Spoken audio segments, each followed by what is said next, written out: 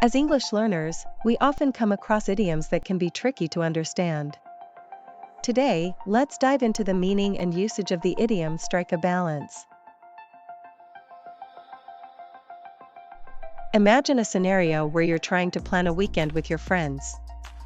You want to balance relaxation with productivity, but you're not sure how to strike a balance.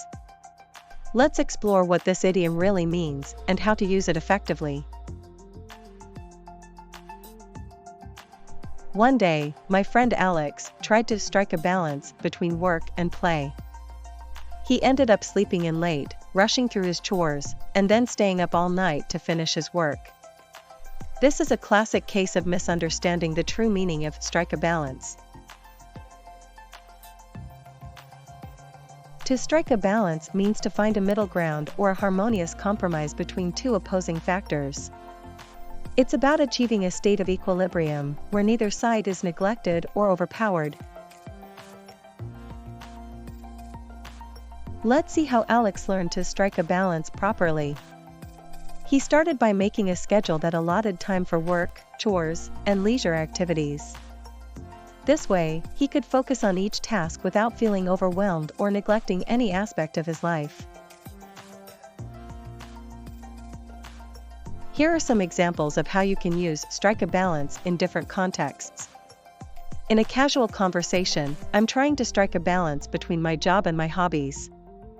In a formal setting, the company is working to strike a balance between cost-cutting and maintaining quality. In a negative context, the constant pressure to perform is making it hard to strike a balance in my life. To help you remember the meaning of strike a balance, think of a seesaw or a balance scale. The goal is to keep both sides evenly balanced, not letting one side outweigh the other. The idiom strike a balance has its roots in the concept of balance and equilibrium, which has been a fundamental principle in various cultures throughout history. It reflects the human desire to find harmony and moderation in our lives. Similar idioms include find a middle ground, maintain a balance, and keep a balance. Opposite idioms would be go to extremes or be one-sided. Related idioms could be keep a level head or stay in the sweet spot. Here's an original sentence using strike a balance. As a busy parent, I'm constantly trying to strike a balance between work, family responsibilities, and personal time. Without the idiom, it would be: as a busy parent, I'm constantly trying to find the right amount of time for work, family responsibilities, and personal time. I once had a colleague who struggled to strike a balance between her professional and personal life. She would often work late into the night, neglecting her family and personal well-being. After a conversation with her manager, she was able to find a better balance and improve her overall productivity and happiness. One common mistake when using strike a balance is to say, I need to balance my work and life.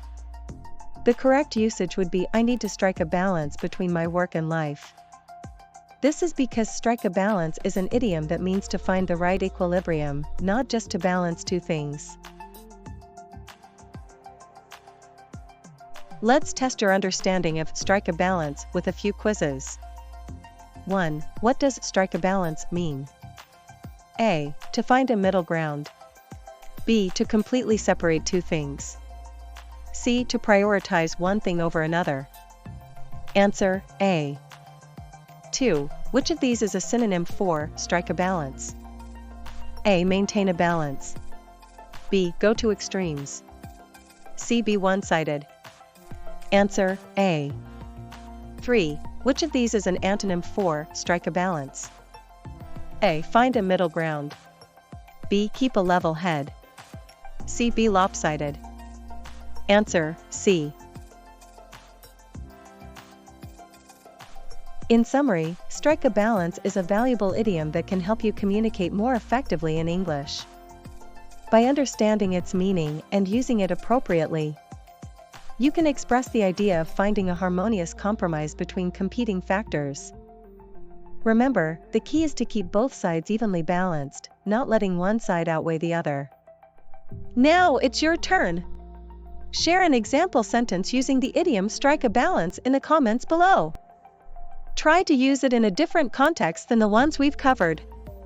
I look forward to seeing how you can incorporate this idiom into your own English conversations.